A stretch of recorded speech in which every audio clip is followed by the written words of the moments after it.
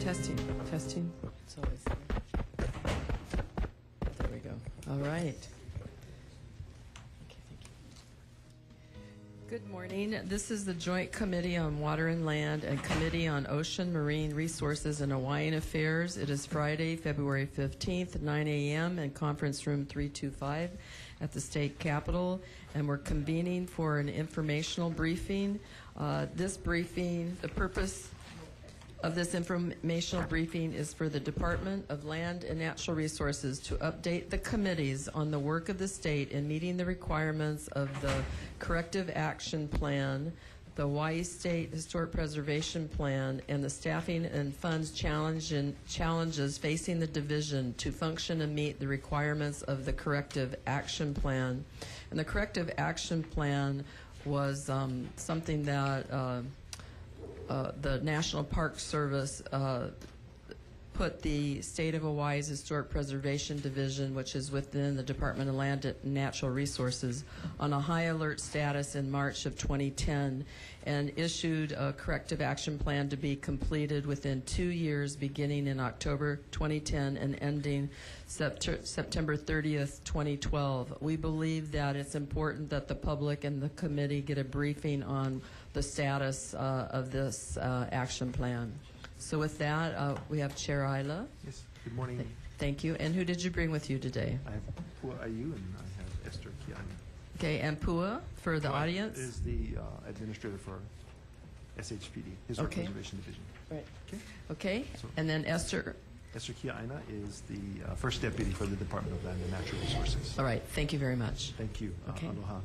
Aloha, Chairs, good morning. Members.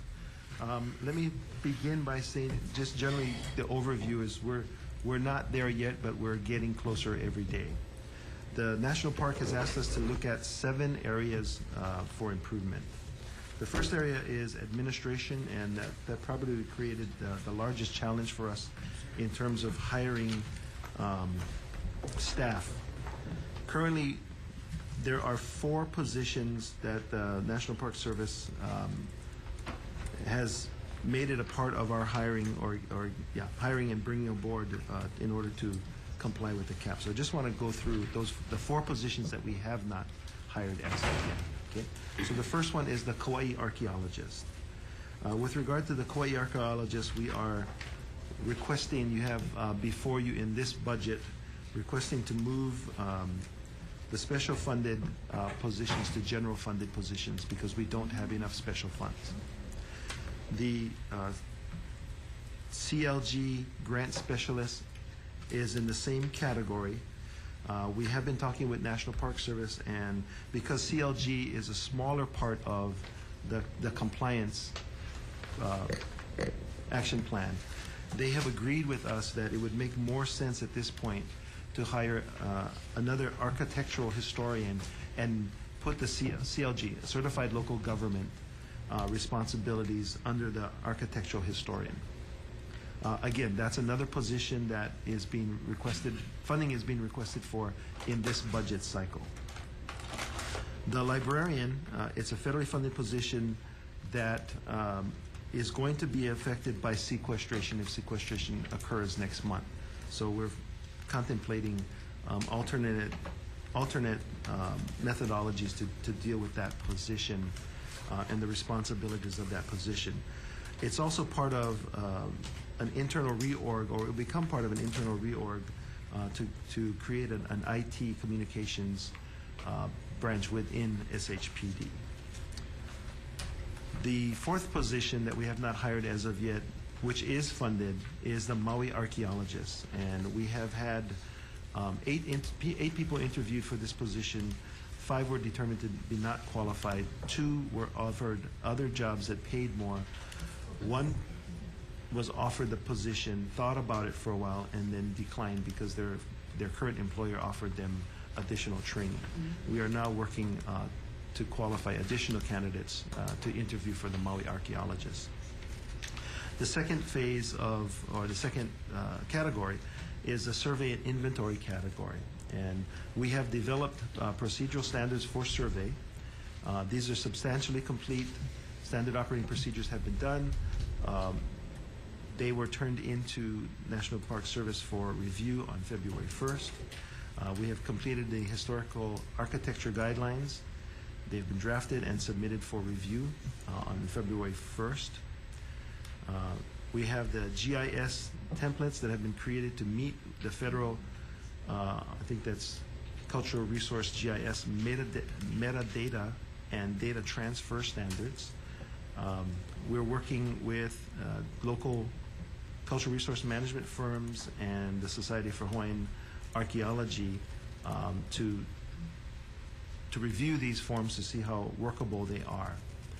So the forms have been completed. We await final, I guess, approval from National Park Service with regards to the survey. Establishing and maintaining the current and accessible statewide inventory, our archaeology department has what we believe for our working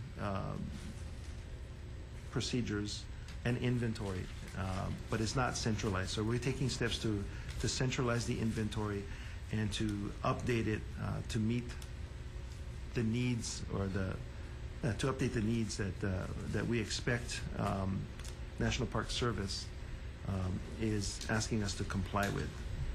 We expect completion of this inventory sometime in May. There's a procedures manual that's completed for IT, but we, as you know, Sunny is in the process of a larger IT updating. So we expect that that procedures manual will change as Sunny's programs come into interaction with our programs. The intake database is complete and functional on Oahu. We will expand it to the neighbor islands. The intake database has a link to DocuShare to track documents, establishing, and we're working to establish the best workflow programs for elements. Both are being tested right now. I have to point out, however, that in September of 2012 is when we hired our GIS person. And then in December of 2012 is when we hired our IT person. So we are behind schedule in incorporating all of those things. But that's really a function of hiring the necessary personnel in order to accomplish the tasks that National Park Service has set out for us. So we're in the process of meeting that requirement. We have had volunteers reorganize our library and refiled all of the documents. So the library is in good shape. I have just a quick question. Sure. Where is the library located? The library is at our Kapolei office. Okay. We will ask the committee. We'll make sure to come out for a field visit. We'll organize that. Thank you. We would, if space was available, we would actually move them closer to us in Honolulu, but we've been unable to find space available right now. So that's why they're out in Kapolei. Okay. With regards to the... they've been out there We've been there for about 20 years now. 20 years, yeah. Wow. Okay. So review and compliance, which is the third area. In terms of coordinating staff reviews, we're substantially complete with that. We have developed standard operating procedures, which were turned in on February 1st for the National Park Service to review. We have not completed all of the professionally qualified staff yet because we still have yet to hire 4 positions. The staff that we have undergone staff training and we believe are compliant. All staff has attended at least one National Preservation Institute training per year. This year may be an exception because of the timing. Staff will attend the 106 training with the Army and Hawaii Department of Transportation sometime later this month or in the month of March. Our National Register review is substantially complete. We have implemented document review procedures and posted them on our website. We have developed tracking logs. Logs have been developed and are currently in use. We have initiated annual training in the National Register procedure for the State Review Board. We've created a binder, and eligibility criteria trainings are held on a regular basis for the State Review Board. We do consultation with Native Hawaiian organizations on National Register nominations. We post all of the properties for nomination up on the website. We consult with the Office of Hawaiian Affairs, and we are open to comments from any members of the public, including other Native Hawaiian organizations. With regards to item number 6, the certified local government, I'm going to let Pua just talk about what certified local governments are and why they're part of that cap. So, Pua, if you will. So the certified local governments are municipal governments. We have 4 in Hawaii, but only 2 of them are certified local governments. So they have to be tied to the municipalities. So we can't have more than 4. That's one of our issues. Kauai and Maui have certified local governments. The fact that we only have 2 is somewhat problematic because the spending, their ability to spend in a timely manner becomes problematic because of budget timing issues.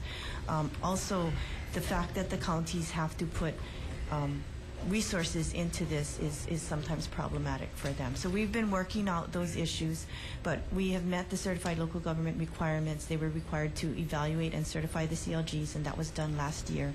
And this year, for the funding cycle 2013, Kauai is planning to do a survey. They're trying to decide what the scope of the survey is, but they should be able to let the RFP, it's an RFQ actually, in March. So that's moving along. Can you explain to the committee the purpose of a CLG? Does it get us more money? Does it? We are required to pass 10% of our federal funding through to the CLGs. If we didn't have any, we would probably have to return that money. But what it does is it allows more local input, or input at the local level, which is what historic preservation is supposed to be. You know, it's people on the ground telling you what's important in their history. So if you don't have one, you know, like Oahu doesn't have one, so that you don't have local input at that level. Everything's done at the state level. So would the Ahamoku be able to assist you with this type of work? The Ahamoku is not qualified to be a certified local government because they're not a municipality. Okay, so how do we get municipality when we are only state and counties? So counties are equivalent to municipalities in this definition? Yes. So they have to be one Because of, technically Hawaii doesn't have municipalities. Well, it's the county government. Yeah, So, I mean, but it's just a usage of words, but we need to be clear when we use these types of definitions, because for me, municipalities really don't exist in Hawaii, because my understanding of the government is we have the federal layer, then we have the state layer, then it comes right down to county, and from the county then we have different communities that have their own organizations. So to use this, but you're using municipality because you need to be in compliance with the federal language. yes, correct? yes. Correct. So they have municipalities and we don't, so we're limited to 4. That's why. Yeah. Because even this word gives us problems when we do educational type of programs, because we don't have municipalities, then we don't qualify for federal monies. But now if you're telling me you guys calling these municipalities, then I think the state need to adopt this concept or this word so that we would be in compliance with the feds in different agencies, and then we would be able to get more federal funding from the feds, because now we'll be in compliance. But if only DLNR is doing this, then the other agencies are missing out on the federal funds. well, the counties, currently the two counties that are not certified are technically missing out on the funds. So Hawaii Island and Oahu. Oahu. Yes. All right, But, then I'll have some talk with those mayors. Okay. Thank you. I think the concern for those 2 counties is We that, need to get on board. well, they also have to invest some resources into the Right. process. Yeah? Okay. So what kind of budget are we looking at when you say you're taking 10% of the federal monies to go to the certified local government? So last year it was $57,000. This year the budget hasn't been passed, so we're not sure if you're exactly getting what it is. anything. Well, hopefully it'll be close to 57 again, but I'm not sure what it will be. And is that monies enough to carry out this certified local government? I think if you were to ask the county mayors, they Because would right now certainly say no. right now, you know, you have only Kauai and Maui, but when you add on Hawaii, Mokukeawe, and Oahu, Kakui, Heva, then you're gonna need a little more, right? Well, what it does is it allows us to spread out the money over time, so that if they had right now they have 2 years to do a project. You give them $57,000. They normally start the project in the second year of the grant, and they end up not having enough time to spend all the money. So if we had more, you could cut the money up into smaller chunks, and they would be able to do multiple year plans, which would allow them less money to spend over the same amount of time. So it would be a little bit easier for them if we had 4. Can you give us an example of how they would spend it? They do surveys. They're required to do it. I'm sorry, my CLG person was not here. He wasn't able to come, but there's a limited number of things they can do. So they're supposed to do surveys. Mostly they're supposed to do surveys. I don't believe they can do rehabilitation projects. So they're supposed to set the baseline. Surveys is just to set the kahua, the foundation, so that you know how you're going to move the project. How you're going to move the project. Okay, so what is the criteria of getting to be a certified local government? Since you said Kauai and Maui is already there, do you have that criteria? The counties have to pass an ordinance, and Oahu actually has an ordinance in place. Big Island, I think. Big Island has their ordinance in place already. They just have to Okay, so put it actually in. we're just trying to get aboard. Yeah. So you guys gonna wait for us, right? Sure. Yeah, Okay. the counties need to put resources into it. That's the issue. So how much resources would a county need to spend? You would have to at least have a staff person, Okay, one staff. Okay. at least one, probably a staff and a clerk. Staff and a clerk. Okay. And then whatever funding it requires to have meetings for that. Okay, funding for Yeah. meetings. Okay. And what is the going price of a staff and a clerk? I Did you don't know crunch what that numbers? I don't know what they pay for it. So what does Kauai and Maui pay their staff? I have not asked. Okay, I you would give think us it's that- about 57 at least or more. 57,000. we can Yeah, ask we them can for ask that them. information. Yeah, Are they government workers or they're exempt workers? That we don't. I don't know. See, do they belong to HGA? Unit 13 for the person that's the po'o, and the clerk is going to be Unit 1, the clerks? We will ask Thank Hawaii. you. Yeah, I mean, sorry if I'm being technical because I need to understand it fully and how much the package is going to cost. Yeah.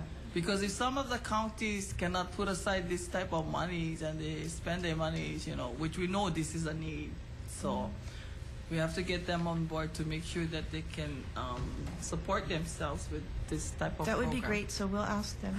Thank you. So Thank you. bear in mind, this is not only archaeological resources, but this is also architectural resources. So Oh, okay. it's buildings as well as.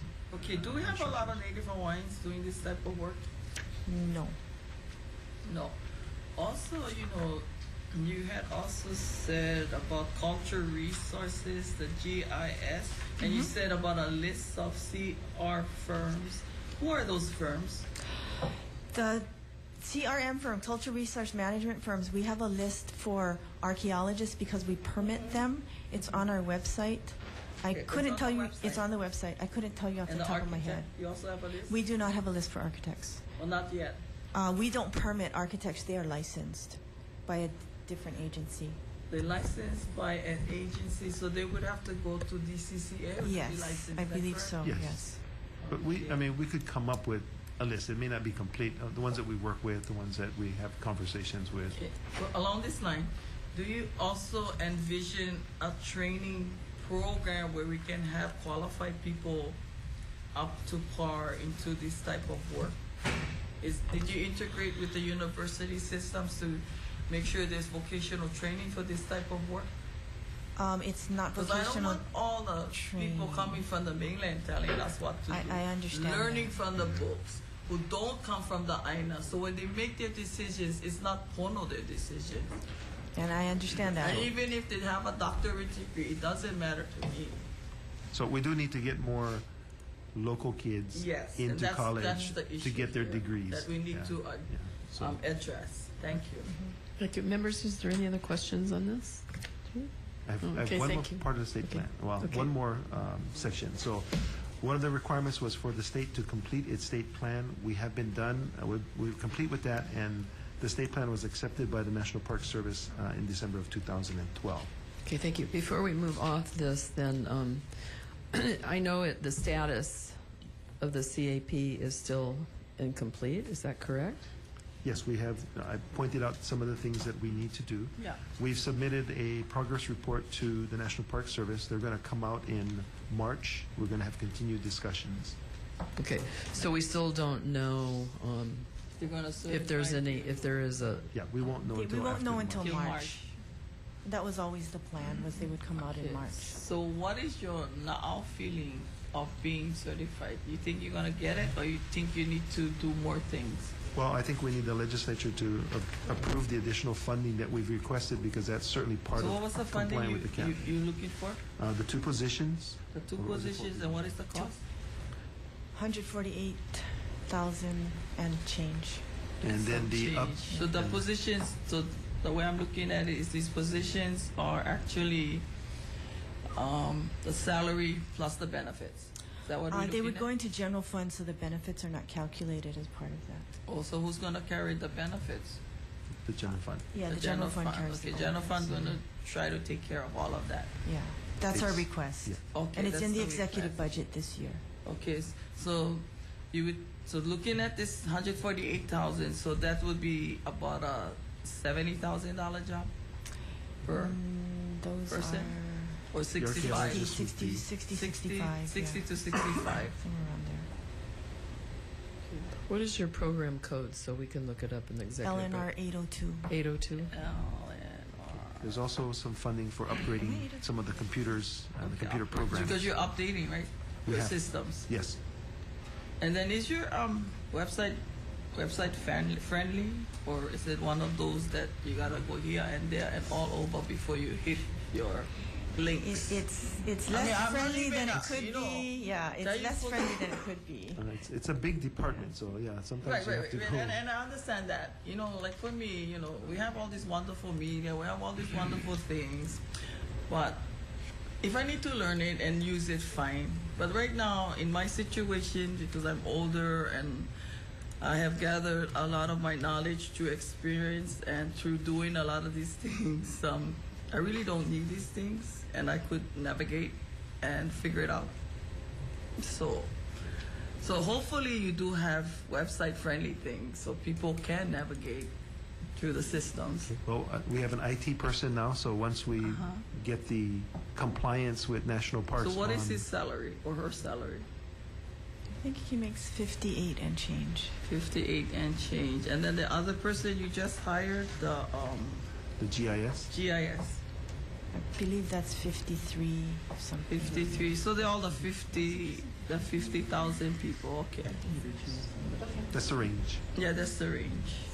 Okay. I mean, I'm just trying to get a good concept and why we're doing it, and also, is it money well spent? Because I don't want to cheat our taxpayers Well, I paying think- for something that they're not going to use. I think you help us make the point, though, however, that running the State Historic Preservation Department is not cheap. Right, It takes money. and I do understand that. I do understand that. But then, to me, it's the hiring of the right staff person that has the will to do it, and they're thinking about the whole, about how we're gonna move forward, and including the people's voice in their work, because that's a piece that's very missing in a lot of decisions that are made, because the people are not being heard. And I know that you do contract, I mean, OHA is also doing the consultation for a lot of your 106, you know, when you go into these problems, you know, these inadvertent findings or whatever the matter might be. So, you know, and sometimes you just going to OHA is not the solution, because OHA doesn't sometimes do the right public hearing, and they don't have the right people involved to facilitate with the understanding of where our indigenous point of views are coming from, and trying to integrate it with the Western concepts. So we have this disconnect here. So I think we need to find a solution of where we're going to find that lokahi we're going to find that balance So I agree with you on a couple of things. One is, that's one of the reasons why it's taking long. for the That's Maui fine. archaeologists. We do want to find the right people with the right skills and the right attitude. The second thing is, with regards to Section 106 consultation, often it's the applicant who's responsible for the consultation process. So SHPD will consult, so will OHA, so will Native Hawaiian Who organizations. is So HP, that person? Historic preservation, so us, Oh, our oh, department. okay. So if the applicant is the Army, then it's the Army's responsibility to fulfill Section 106. Okay. If it's highways, Department of Transportation Right, highways, DOT. it's their responsibility. So we don't direct OHA, we don't So they direct trigger Native Hawaiian the organizations. Correct. 106, but it's basically triggered because of the EIS that is done. Is that correct? 106 is triggered if there's federal funding or if it's a federal project. It's basically Okay. if it's a federal undertaking, 106 is triggered. Okay. So HP is a consulting entity in that situation. We're not driving the process. So Okay. Okay, you're just available to assist with the system. we're part of Yes. the group that has to review and provide comments. Okay, I have Representative Kaufman, please. Sure. I just want to go back. The positions you're trying to go from special funds to general funds, because apparently the special funds aren't. We don't have enough special funds. And what's supposed to be the source of the special funds? Source of the special funds. So the source of the special funds is the Hawaii Historic Preservation Special Fund, and what goes into there are mostly the fees for archaeology and burial reports, and occasionally architecture reports. We don't get as many of those, Okay. but that has never covered a full staff person. And you don't get anything from conveyance, No. which would seem to me to be a good nexus for this, Yeah, I think right? so too. Yes. Yes. Thank you for the idea. Okay. Yeah, I agree. Okay, thank you. And the- Representative, One other please. question, and then going back to this, trying to find the right archaeologist from Maui, it sounds like we have a problem with our salary structure. We do. Because you sound like you had found 2 qualified people, but there wasn't enough money. Well, private firms are paying more. Right. The one person who turned us down, though, did not turn us down for money. That was the interesting thing. He had a training opportunity that we could not match. Yeah. Okay.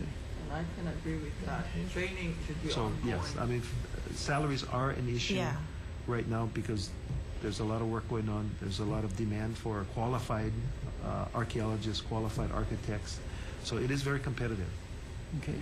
Is this a problem in our human services area, trying to keep update on where salaries should be for these It's highly a problem qualified across positions? the board, yeah.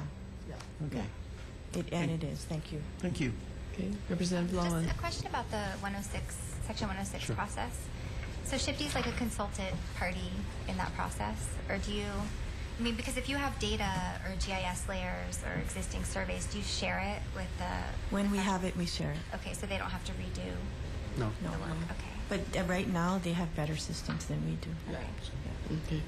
One of Mike, as a follow-up, do you have another question? Well, as part of, because you're talking about putting more into GIS, if you have more complete data on that, will that help expedite Section 106, or is it? It could expedite our reviews. Not Section 106, but it would probably help us expedite our 6E reviews. Okay. And the reason for that is that the federal agencies normally have fairly good GIS on their own, so that's not a slowdown. But for 6E, it will help. Okay. Okay, one of your comments in your corrective action plan, one of the items was that you had inventory that was basically not centralized yet. That's correct. And so, so does that mean that your inventory is out on each island, Yes. specific to the island? Yes. And right now, the information that we collect to go into that inventory basically comes from reviews. If we were fully staffed and we had more time, we would be more proactive to go out and seek out the inventory and document it. Right. Because the thing that I'm concerned with is I know the Kona office, when it shut down and it moved over to Hilo, it was in a lot of boxes. And so there's opportunity for, fire, little pests eating the paper, water stains, getting lost in just movement. So so are we? a lot of that paper is being transferred over to electronic, where it can be stored in several sites right now. I think we've done everything up to 2005. Yeah. And So you've scanned up to 2005? it's in the system, and we're working on 2005 to present. It was in the computer. Up to 2005 was in the computer already. But it's put into the new database as So well. you have to complete 2006 to 2012. To 2012, yeah. And to be current 2013, Yeah. since we have already a month went by. So there's actually three parts to that. So the up to 2005, we had pretty good records, and those were all in the computer. Between 2006 and 2012, some things were on paper and some things were in the computer. So that is being transferred now. Some of it is already transferred. And then the other part of it is how we want to take in the data we're getting now. So we're working on all three of those pieces at once, our GIS and IT Right. people. So, I'm so sorry. technically, listening to what you just said, we know computers was here long ago. So why are we still using paper? The answer to Because that you didn't question upgrade is, your systems? well, the answer to that question is in 2010 we had 10 people to do everything, Oh, okay. right? So not And- we didn't have the time, or we didn't have the And opportunity. So how many people are doing this work? I have 19 staff Yeah, now. 19. I don't know what happened between 2006 and 2008 because I wasn't there. Just trying to figure yeah, it but out. in 2008, when I came on, I know that we put everything in the computer. That's what I would yeah, which because it would makes do more that. sense. So, but we just have to get a good handle on all of that stuff. So that's why it's all in that one. And so you're telling me also your GIS system is already upgraded to? It's Yes, it's been it's- upgraded. What we need to do right now is we've purchased ESRI licenses so that everybody can access the computer on the GIS on their desktop. Oh, okay. But we're still putting the data in, so that's the You're still part. inputting data? Yeah. Because it takes a lot of It's time. gonna take a just lot of to time.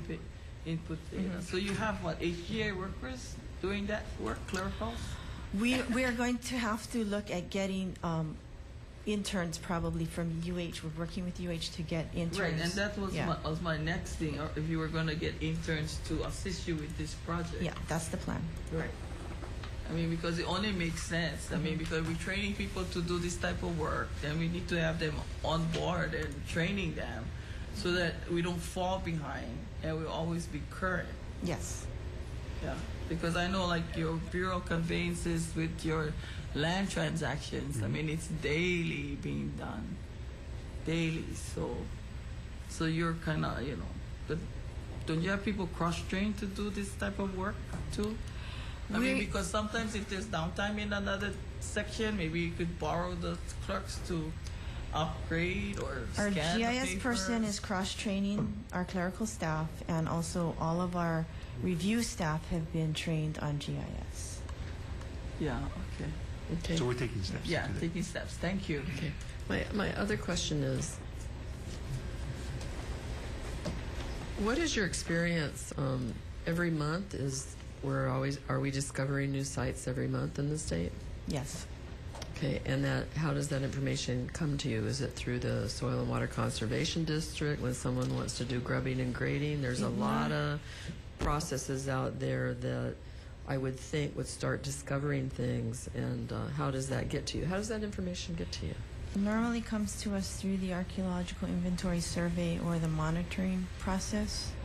So when you're going to do a project and you're going to grub and grade or do stuff below ground, or it's never been done before, then the permitting agency is supposed to send stuff over to us, and we'll ask for an archaeological review of some sort, either a monitoring plan or our inventory survey. That's how we get most of our information. So as the reports come in for review, and they discover new sites, they're assigned site numbers, and they become part of the inventory. Okay, right. So keeping the inventory or getting it Yeah. it's a moving thing It's a constantly. it's So to constantly get moving. it inventoried is really critical, I would think. It Yes. is. And Okay. so then on the architecture side, they get most of their stuff comes in right now, and we're working to change this, but most of the stuff comes in right now through reviews again, and then but they don't give site numbers unless something is on the register. So we're working to change processes in that branch. So a classic example would be everybody's trying to meet the deadline for the tax credit for photovoltaic or solar systems. Okay. So if it's on a house that's 50 years or more older, on a building that's more than 50 years, right now those building plans are coming to us for review. In addition to other, because Hawaii right now, many of our homes and many of the buildings are more than 50 years old. So the amount of potential sites or potential historic sites have gone up significantly. Oh, I didn't even think about that with the tax credits. In fact, it is creating a huge thing. And one last question, please. I know we had some legislation some years back talking about caves and sometimes what is in caves, and that it's confidential, that we don't want to see it on inventory. Is there things that we just won't put on an inventory? Or it's got to be stuff that's confidential that you are made aware of? That is a very good question. We have issues of confidentiality, and we're trying to figure out, because there's sunshine and there's confidentiality, Yes. and so we're trying to figure out how we deal with sensitive data. We may be coming to you guys for better laws on that too. So right now, we can make our architecture inventory public. We can make some things on the archaeology public. We don't make burials or caves public at this moment. Burials are not public at this Not time. at so this you cannot time. find it on the GIS nor on the website. Yeah. Website just for general information. Yeah, Is that correct? yeah. We don't publish those. So what about, when you issue out mining permits? Do you have monitors there? Because we have Pohakuloa right now that the DLNR had signed a lease to give permission. Although you have leased out the area to the Army was granted permission to do the mining of the rocks there, because these are the rocks in the quarry that are being used for the new highway. So it was like a cost savings project, and my understanding is nobody's getting paid for the usage of these quarry rocks to create the road, according to what I read in the lease. I will have to take a look at that. I'm not aware Yeah. of that. I would know that. Because if you have a mining project, and especially like on Hawaii Island, we have a lot of in Pohakuloa area, there are a lot of rocks or blue rocks that can be crushed to be used for road maintenance, also to create new highways. Do you have monitors there just in case it's a site-sensitive area? Or do we just let it go and nobody's there to monitor? So I think the answer to your question would be all projects at some point when they're proposed are reviewed. So Right. the site itself that's being used to quarry the rocks would have been reviewed in that original application. Yeah, but do we have qualified people to do this review? And were the That I don't know. I'll have to check. and also were the indigenous people, Native Hawaiians, also were involved in the process, or they were also cast aside like we usually are? If it was an Army project, it would have gone under 106. They would have gone under our It should have, yeah. But it's kind of funny because, I'm learning all of these things now, and it's like there's some disconnect in this process. So I'm trying to get to the heart of it, but yet there's so much layers that we need to go through. I mean, and Pohakuloa, that's just an example, because I already have an issue too in my district, because I had this mining permit issued, DLNR land, state lands. It's called Pu'ukali'u. It's in the Kilohana Ahupua'a in Puna, where these persons have been mining for cinders, and that is an economic driver for our people in our area, and also for the state of Hawaii, because otherwise you don't have all of these beautiful orchids and flower and fauna because of all the exports that we do, and it is, a couple millions of dollars, this industry. So this person is trying to get, how he can go through the process, but then there's been a lot of roadblocks according to what I read when I'm following it kind of chronological on how it happened, because this lease was like in 1968, and then it was released again in 1970s, and then now the person currently that has the lease is trying to do this quarry mining, but yet they have all of these challenges because they have a list of processes they need to follow and check off before they can move to the next step.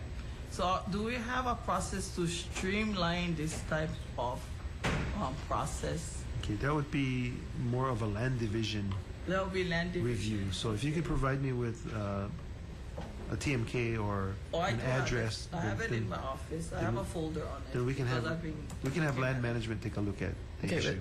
but Chair Hanahano, in line with your questioning, I was curious if, would your division have to do a review because somebody's doing a mining? If it Would triggers- it come to you to do a review? I would think it should. It but should. That's what I'm thinking, is that it Well, it's should, go- because there would be It's likely going to something. trigger county permits, and then the county would inform Okay. us of the process, and then at that point, very similar to what's going on in Aina Haina, right? You've watched the news the last couple of Right. nights. I know. So you have Yes. a land developer that wants to build some homes. Yes. The residents are saying you need to do an archaeological inventory survey. The county has notified us. We've made the recommendation to the developer, and So you just said the county asked for the archaeological inventory survey instead of the process doesn't require it? I would think it would already. It depends. It really depends on the Is it a case-to-case conditions. basis? Sometimes it is. Sometimes, yeah. And it depends on who the landowner is? Depends on the county, because these types of projects come under the section of HRS 6042, and it says that we can comment, the State Historic Preservation Division can comment on the effect to historic properties on any Right. government permit, basically. So the agencies send us their stuff if they think it's going to have any If it's effect. gonna trigger. Yeah, if it's going to trigger. And sometimes if they think it's not going to trigger, they don't send it to us. And they don't send it because somebody else is making a decision they shouldn't be making. Is that correct? I'm Well, not we're going to not- make that Yeah. No, determination. I mean, because, if we're going to let a lot of things slip through the cracks, which we already have, and we already lost a lot of our Wahi partners due to this type of process, then I think we need to reevaluate this whole system. I think we need to work on it to better it, streamline it.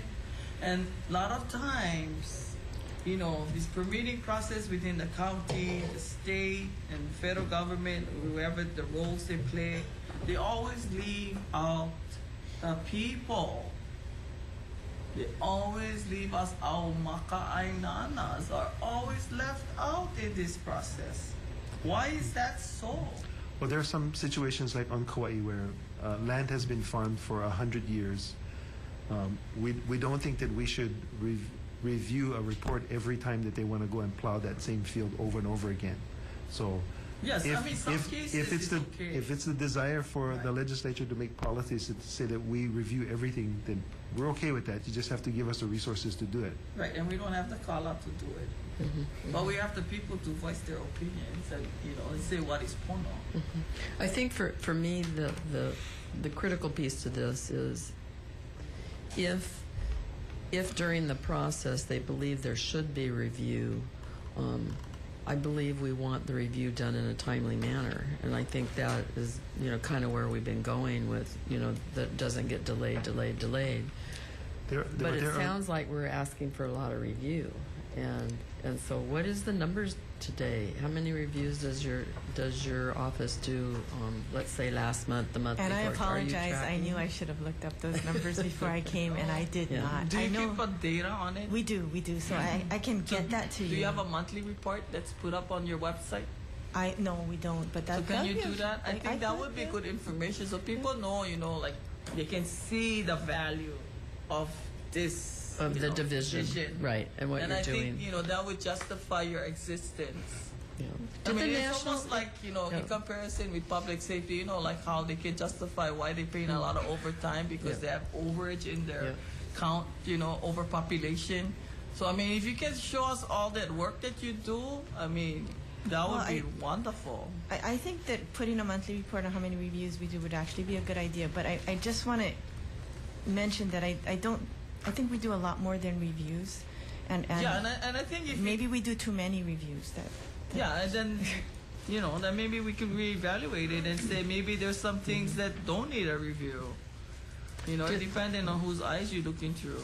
Okay. Now, did the National Park Service, when they reviewed the division, talk about the volume, what you were reviewing, the quality of the reviewing? The National Park Service review is pretty much limited to the federal portion, so that would be 106 reviews. Not so much 6E because that's the state projects. However, if for those, we kind of put the two together because the part of the federal project is that they want a state program as well. So to the degree that 6E reviews impact our ability to review 106 projects, they have looked at that part of it. Okay. But not in great detail. Okay, so I want to just spend a few minutes about the National Park Service. Obviously, we've been put on a corrective action plan.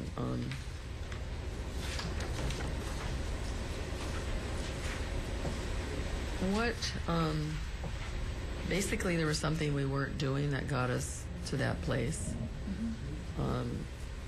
Was that really because you didn't have adequate staffing to meet the demand? It was partially because we didn't have adequate staffing to meet the demand.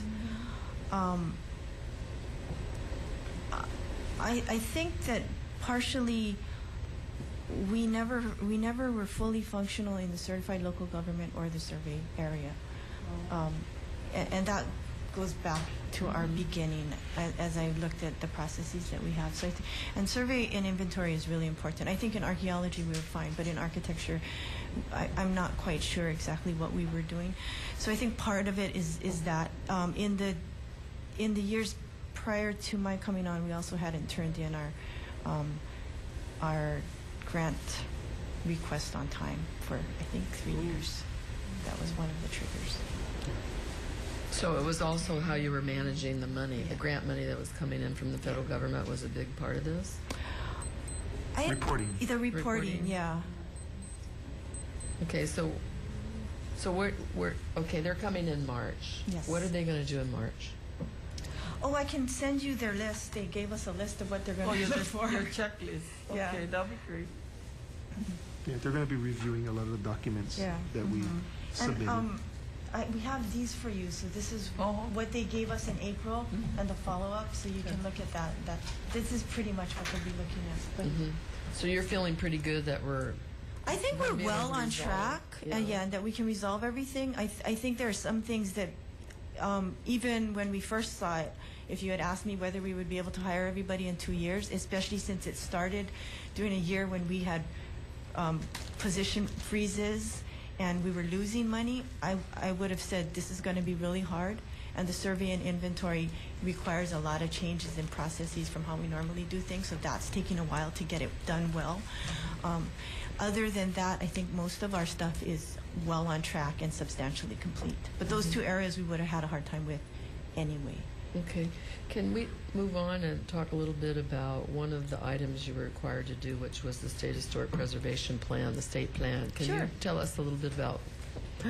You handed it You all out have what copies? this is, so the audience knows what that This is is on our web in case you guys want to look it up. on the web. Okay. Okay, so it says October 2012 to October 17, this Hawaii State Historic Preservation Plan. Okay. Yeah. So what? And what is October this? 12 was pretty much a goner because fiscally, the year was almost done. So, Yeah. Should give her the overview of what the plan is supposed to do.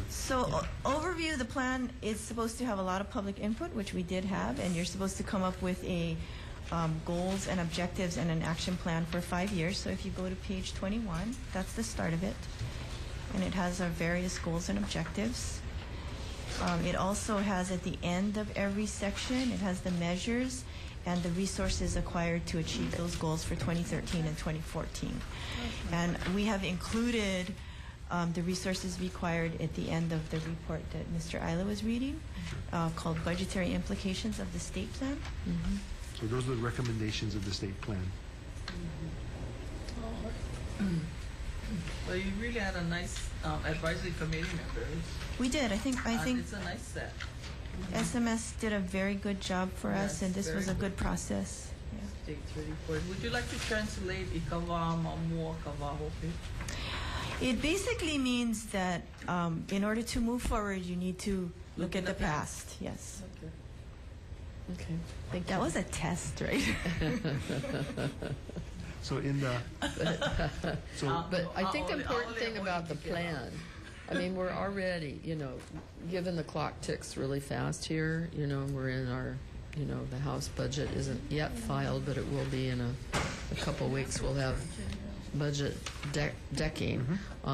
Clearly, this committee can make a lot of comments to our chair of finance and, talk about what we see is really important. So, I mean, I think this is an opportunity for you to really hone in on, what the corrective action plan is, what, we really need to do to move forward. But the other thing is when you look at this, we're already in year one of the plan. So can you highlight, what's in the plan that we should maybe be focusing on in 2013 so that we don't, so we're active participating in implementing the plan, because a lot of us get concerned that we can plan and talk. We're really good at setting priorities. We're really good at identifying the issues that need to be focused on, but where's the action? Where's the actual implementation? So can we focus on 2013? What can we do to kind of help us move forward?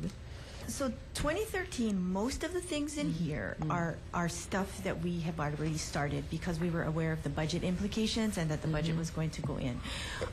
The items that we have in the budget, there's a section on meeting the cap. So those two items that we have in our budget, which are the personnel items as well as upgrades to our IT system, are in there. The one thing that didn't get in is the request for an outreach specialist. That didn't get in, so we'll probably come back in the supplemental year and ask for it again because it is in the state plan.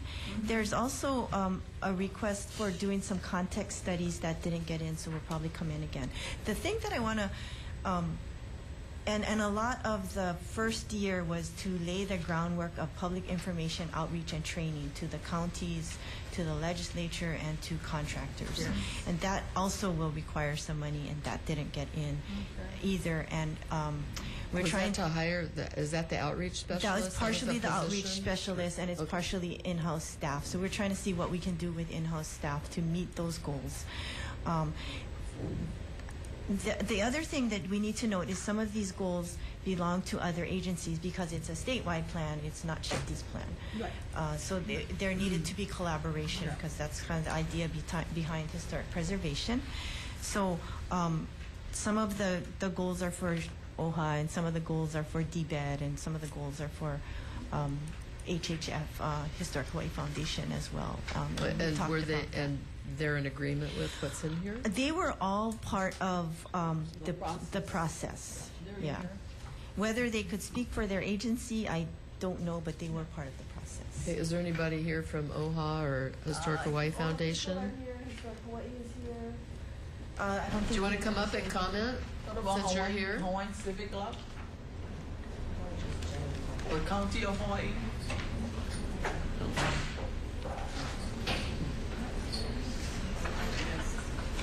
Okay. Would you like to comment on the state plan and the involvement? I have. Thank you, Chair Evans, members of the committee. I'm Kirsten Faulkner, Executive Director of Historic Hawaii Foundation. We were very involved in developing the plan, not only because we're Historic Hawaii Foundation and we participate in this sort of thing, but we were also actually a sub-consultant to the contractor who developed it. So we were integral throughout the entire process. And I have to say, I'm really pleased with the results. The time frame for doing this plan was exceedingly short. Just trying to meet the deadline of the Corrective Action Plan and getting it in on time. So the entire process was like 7 months. And the public involvement piece was outstanding. There was the advisory committee, there were public meetings, there was a survey, there was a website, we had focus groups. I mean, it was really a really ambitious. I would recommend taking more time to do this when they do the 5-year update, because it was really kind of a brutal schedule. And I think one of the really interesting things about this was bringing together different community perspectives to identify what's working and where the opportunities are and where the conflicts are. So, you know, it was a very short time frame. There were things that, you know, I would like to see changed. There were things that I think could be improved. But overall, it really does set out those goals, vision, opportunities, and sets that framework for how the different organizations and agencies can work together. As Pua mentioned, it is a statewide plan, not just a SHPD plan, and as the nonprofit partner to the department on this, Historic Hawaii Foundation is very pleased to be collaborative and working with them. Okay, thank you. Yes, Sandra. Sarah Collins. Sarah Collins. Society Yes. for Hawaiian Archaeology. Aloha. Yes, we were very happy to participate in the planning group that was convened to help SMS and the partners, SHPD, Historic Hawaii Foundation, and so on, bring the plan together. I also was able to attend at least one of the community meetings here on Oahu, so I could get some idea of what the public was saying. And apart from, you know, the kind of concerns that you would expect to be brought up, it was very clear they want to see an active SHPD doing outreach, working with community partners, and also, too, to the extent possible, on other islands, especially working with agencies like the county planning departments, as well as state agencies like DOT. So I think that the plan's goals for each year reflect this type of input that was received from the public. You know, and I'm hopeful that, you know, one way or another it can be funded. We haven't, you know, been approached yet, for example, to participate in these, but we certainly would do what we could, you know, as a small nonprofit. Okay, thank you. Is there anyone else in the audience that participated? Any other group that was at the table? Yes. Hi. Hi. Hi. Margaret Willie. I'm here as an individual resident of Big Island, and I am the county council person for District 9. Just in terms of my background, I really began as a cultural anthropologist. I then have a master's in education, and I now have a lawyer. So just so you know that I've been following this process and commenting all along. I've been 4 or 5 years ago embarrassed that our county is the only one without a certified local government, the only one missing out on millions of dollars from Department of Interior. I've taken every opportunity to embarrass our mayors that why don't we have this.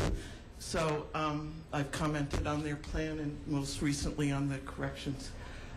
Let me just say though, under the prior administration, DLNR, in my view, was gutted, and we're dealing with a crippled department, and they're looking for funding. I don't want them to take it through the PLDC and other areas, but so so I feel that there's a history here. I think at one point there were 30 employees maybe in their department, and there's now 17. When it was gutted, it was down to about a dozen. I also want to say, not just in terms of hiring, but in terms of retention, I don't feel there's enough emphasis on concern for the employees that are doing this work. I found that there's disrespect. I found that there's a lot of politics. I'm just settling a case against this department on the Hamakua ditch, and we're wanting to pipe it and not retain the historic identity, and the community stood up. I basically won not through the law, but through the community working together. They were taking it through eminent domain, and I said, you take it through eminent domain, you still have to go through these processes 106 on, and their position was no, but they're basically settling as I go. But the person from their department that did the review was Morgan Davis, an assistant archaeologist. She wrote that we should reconsider this and that this is a unique historic site, and that it's unique ecologically, and she was asked to revise that report, and I've tried to find her one way or another. After that, she was left. So, and there were other experiences. So I'm just saying, I don't know what the facts are, but just for me, here is somebody that I thought was really doing her job, and I spent $325 to get all the documents through Discovery, and I just felt that this was wrong. So, so I do feel there's a certain amount of politics that plays in here. Right now, we as a county are appointing the members to the Cultural Commission that will be one of the requirements to get the local certified government funding is to have a county level. You have to have some local government entity, and that's all it took. I mean, to me, we could come up with the staff, but without appointing that on a county level, we really couldn't do it, and I kept offering to dig up the people and volunteer if we had to.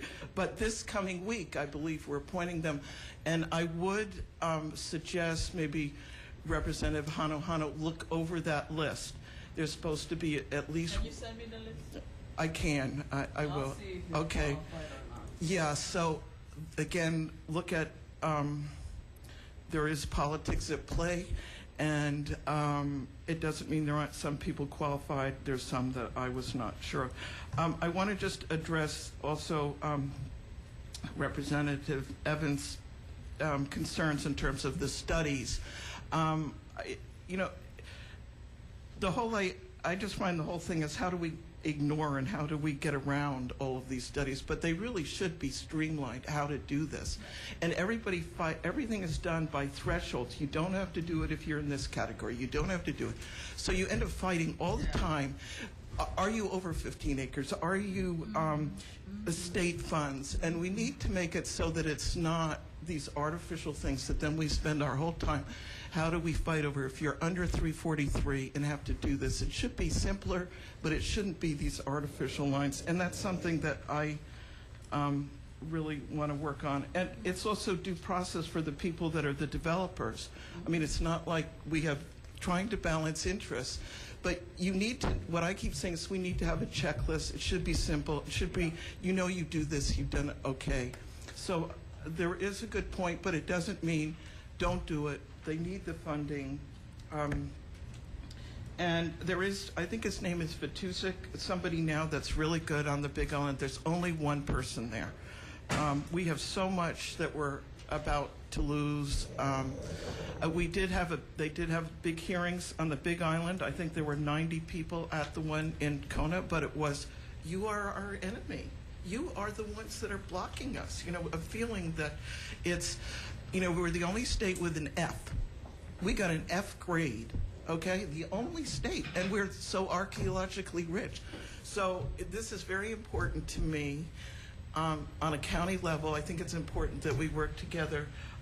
But I want to say, we're dealing with someone that's been crippled department, and they need the funds, and they need to be, take out some of the politics that's involved of, you know, keep it so that those who do the work shouldn't be asked to revise their reports and things like that.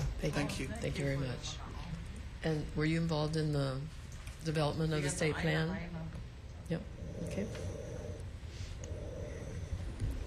I'm going to address 3 issues. First, Kaleo Pike. 3 issues. Number 1, when you talk about the plan,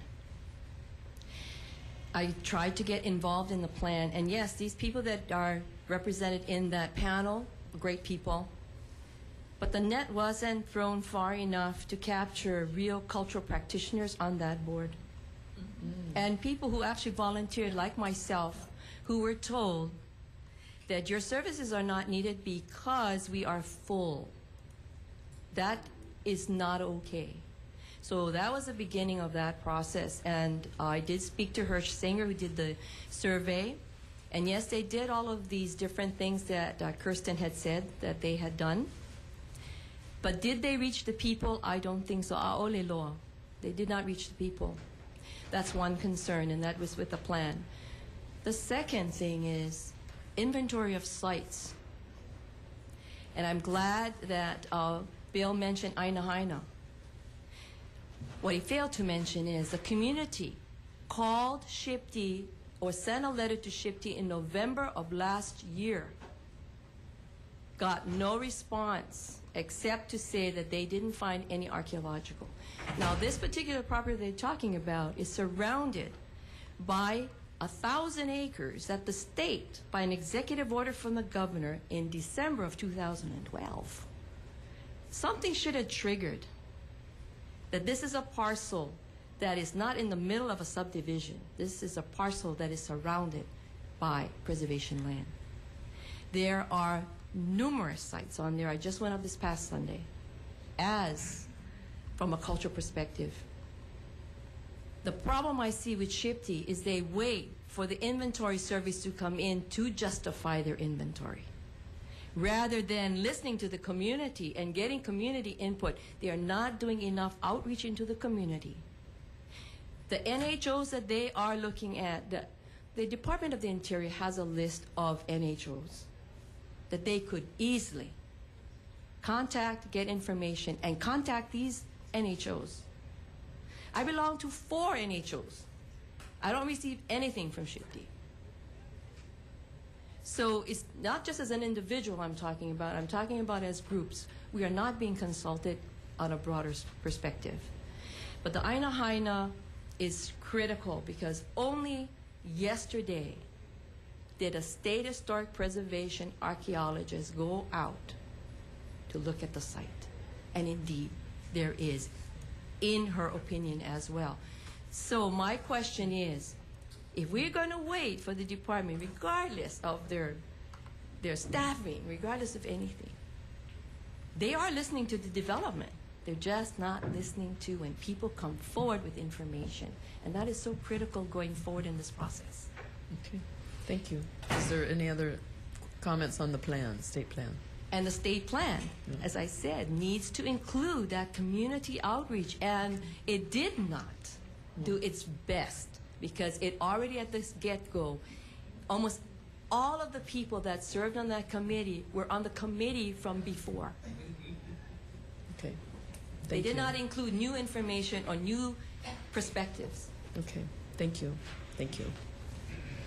I agree. We need to do a better job. Well, So I mean, we're asking- and clearly it had to be done quickly, 7 months. Clearly you had to meet the National Park Service, and clearly we were under a corrective action plan. So I understand there was Well, I the agree that we timing. need to be more proactive, but in order to do that, we need to have more staff, and we need to, you know, I agree. Her assessment of we are getting our information from archaeological inventory surveys.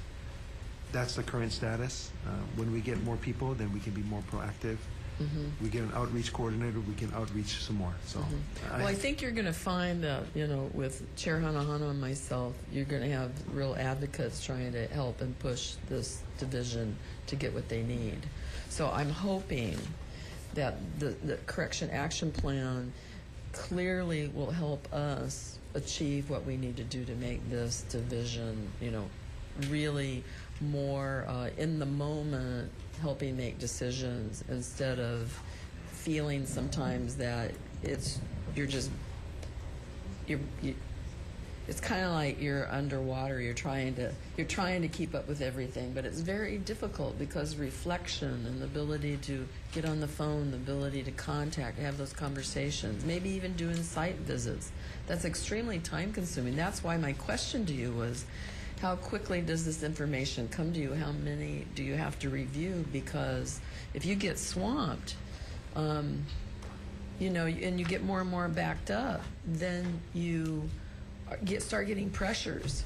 You know, pressures that may then all of a sudden, you know, the angst of the moment is do you need more information, but you don't feel you have enough time, so you make, just like us as legislators with our deadlines, we're supposed to vote on something. And we have to quickly try to discern, do I have all the right information? Have I talked to both sides of the argument? Is there like other people that should have been commenting, but they didn't realize that it was even before the legislature? So who's missing at the table for the discussion? You would have to do that, I would think, on this sometimes when you're reviewing stuff. Maybe you don't have enough information. Maybe you need to have the local knowledge. Maybe you need someone who's from that community that's 5 generations to really hear the story. But to hear the story, you have to reach out to them. You have to talk story with them. So I just, so that's why I think having you here to talk about what happened with the National Park Service. They brought attention to a problem, And do you feel confident that we're going to get there? And will they feel confident that we can get there? And I think they're asking us to do it in a very quick amount of time. But to do that, I think we as a committee are going to have to try to support making sure you get the funding. But, And we appreciate that. So, given the resources that we have, we're going to do our best to make sure that we're as compliant as we can be with the resources that we have. We won't have these 2 positions unless you can get through this session with the funding. So that's a fact. Okay. Just wanted to let you know that we are working with the National Park Service. Okay. Next week I'll be going to Washington, D.C., and I'll be meeting with the National Park Service. Okay. So National Park, and also with Department of Interior. Oh, the Park Service is part of Interior. Yeah, they're part of the Interior.